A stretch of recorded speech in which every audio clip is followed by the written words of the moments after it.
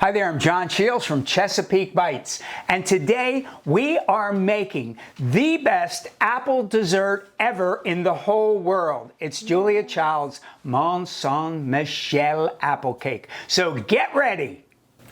All right, so we're gonna make this apple cake. It's pretty simple, but it's pretty complicated. So because it's a little complicated, I had to call in help.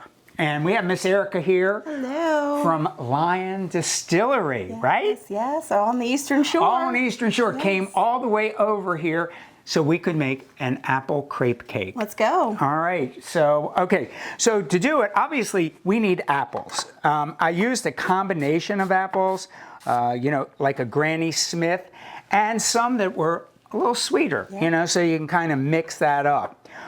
You could get this part done earlier if you want. As you know, Erica is a former pastry chef. So before she started distilling spirits, she was distilling some desserts. I was pumping out some pastries. Tell me about that. Golly dang. Thanksgiving, Christmas, oh my gosh, hand slicing all the apples, everything done by hand, and it was gluten-free, so that was even a different world. Wow. Yeah, so celiac safe, gluten-free, and that was, oh my gosh, so much fun.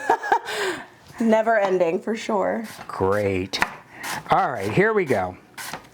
So now, basically all I did is, sliced up some apples, put them all together, and I'm putting them in, you could put them in a bowl, you could put them in a Pyrex thing like this. So if you could help me, I will get the surgical gloves here. Doctor. So we can take some of this sugar and just toss it over the apples would be great. Cool. The whole thing? Well, a little bit at a time, that'd be cool. All right, so while you're doing that, I'll just take it and toss that there. There we go. Beautiful. Like so. A little bit more. And a little bit more. And I think we can probably get that all in. I'm going to put a squeeze of lemon because any apple pie recipe, you generally see there's lemon in it somehow. Part of it is to give it a little flavor. Part of it is to keep the apples from turning. And so now we have some, what I call kind of sweet apple here. Next, if you would like, this is melted butter. It's a half a cup of melted butter. And we'll do a little bit more toss in here. I preheated an oven to 425 degrees, which is a rather hot oven. And we're going to just take these little babies and we're going to pop them right into the oven, if you would. Cool. Yeah. And then we'll get ready to make our burnt almond cream. Be right back. All right, next up, we're gonna make a burnt almond cream. We didn't really burn the almonds. We basically just toasted them. I get slivered almonds. You wanna put it in an oven, about 350, 375 for just a few minutes, and there you go. Keep an eye, they'll burn quick. And that is the truth. That is a good tip. Keep an eye on those almonds. I can't tell you how many sheet pans of almonds we've lost at the restaurant because somebody just forgot. So I have my toasted almonds in there. I'm going to turn this on.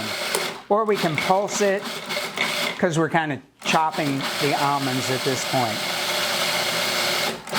There we go. All right, so we get those kind of smooth. So we have our almonds there. Then I went to the farmer's market this morning and met Mr. Andy of Andy's Eggs. And we're just going to use a little bit of eggs here, a couple, 2, 1, 2, and then if we didn't already have enough sugar in the first one, we're going to put more sugar in this part here. So it needs just a little bit more sugar, and we're going to take some butter in here as well. So this is a little interesting. This part I don't want to put in like melted butter. This is at room temperature butter. So that way it's going to make the almond cream a little bit more pasty, which is good for what we're going to need to do next. All right, where my thing, get my thing on here. let's get this thing rolling. Oh, so it's like a frangipan. It's like a frangipan. Exactly. Now, we have all that butter. We have all the almonds. But I think we need to flavor it. Do you not? All right, let's get some of our flavoring ingredients. So we're going to take a little bit of vanilla extract, just about a teaspoon. Then I'm going to use some almond extract. Now let me do a cautionary tale real quick about almond extract, because a little bit goes a long, long way. So you just want to drop, boop, boop. That's it. Yep. That's it. For sure. How many things have we ruined with too much extract? A lot. I'll give that one more. And then the thing that will perfume our cake, our Mont St Michel cake, apple crepe cake, is some of our lion rum. Tell me a little bit about why are we using dark rum, and tell me about the rum. So the dark rum has a lovely smoky burnt caramel that gives you that sweet butterscotchy note, but also that smokiness. It's just our traditional white rum infused with our handmade smoked caramel. So lovely accoutrement. This is some good stuff. Not only is it some good stuff, it's locally made, it's locally distilled, and that's our mission here, is it not?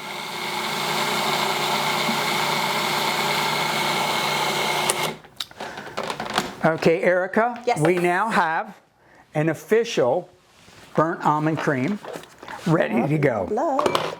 Come on now. There we go. So I'm just going to take this. Smells fabulous. You can use this on everything. Actually, you know, you could make a pear cake with this. You could make crepes and just eat the crepes with this on it. I swear to God, it is so good. It really is good. And it might work as a facial cream. I'm not sure, but we'll see how it works after the show, and then if it works, you'll be able to get it from us at the farmer's market, correct? There you go. You work a lot of farmer's markets, I understand. I do a little bit of everything. Markets, events, distilling. I'm the rum runner. Wherever I need to be, I'm there for sure. That's awesome. That's awesome. Yeah, because the farmer's markets are great resources, I think, not just for people to buy, but to you know, get informed and realize that there are such things as these local rums. All right, cool.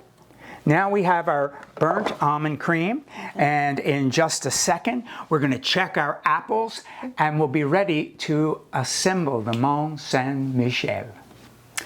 All right, Erica. All right. Our apples are done. They're not like mushed, because otherwise you're going to have apple sauce. So it takes about 20-30 minutes. You just want to soften them a little bit because we're going to continue baking now.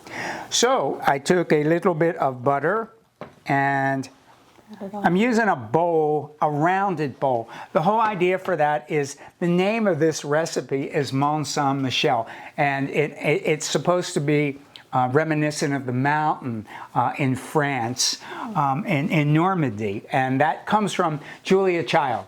Julia Child was somebody I grew up watching. I learned so much from her, and I had a small French restaurant in California, and fortunately I was able to work with her a number of times, and this is one time that Julia and I were doing public service announcement for PBS. We did a whole day of that. She was an amazing, amazing woman. So this is a tribute. And actually, you know, all the time we're coming up with new recipes, you know, for Chesapeake Bites. And I totally forgot till the other day that I've written actually a lot of cookbooks, and I never take anything from them. So this recipe is actually from the New Chesapeake Kitchen. And here we go. This is our arts and crafts thing. You ready to go? Let's get into All right, so it's an apple crepe cake. So obviously the crepes is something that's important. You make crepes often? No. Okay, yeah. They're not the easiest. They're not. They're a little complex, but once you get started, you know, again, I had a French restaurant and I had to do crepes a lot. Oh, bless you. But fortunately, life has changed, and you can buy crepes that are frozen. Also, like at the farmer's market, one of our guys at the farmer's market does crepes every single Saturday, and he's now making crepes that you can buy to take home, and you know, you can just use it for a regular crepe, but it would be perfect for this kind of thing. So we have the burnt almond cream. So first I put down a crepe, burnt almond cream, right? And then we're going to take some of the apples and just do kind of a layer of the apples. Yum. Like so. And then followed by another crepe.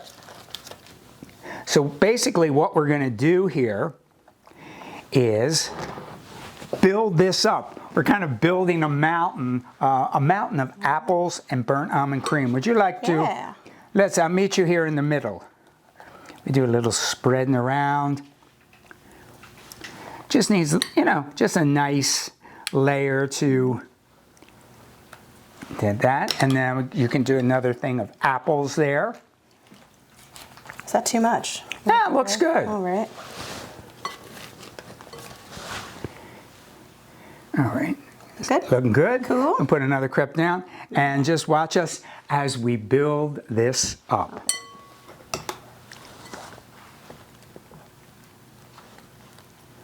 Yum.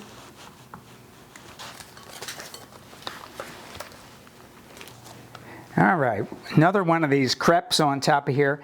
So Erica, tell me a little bit more about Lyons Distillery and tell me something about it. Yeah, so it is woman owned, and also I'm one of the distillers trained by our head distiller Brett, but so also a little bit of woman distilled.